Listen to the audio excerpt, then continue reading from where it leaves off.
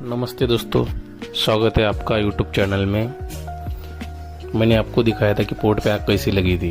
तो जो मशीन जली थी उसकी हालत आप देख सकते हैं दोस्तों कैसी है। उसमें ऐसा कुछ भी बचा नहीं था जो यूज कर सकते हैं। टायर से लेकर मशीन के अंदर कैबिन तक ऐसा कुछ भी यूज होने वाला ऐसा कुछ भी नहीं है। पूरी जल के पूरी तरफ से जल गई। आप देख सकते हो आगे से भी ऐसा है कुछ नज़ारा इसका। बहुत बेकार हादसा था दोस्तों इसमें। मैं ऐसे दोनों सीन नए नए डालते रहूँगा आपको।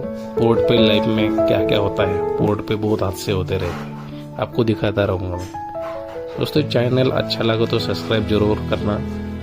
ऐसे वीडियो देखने के लिए लाइक फॉलो जरूर करना।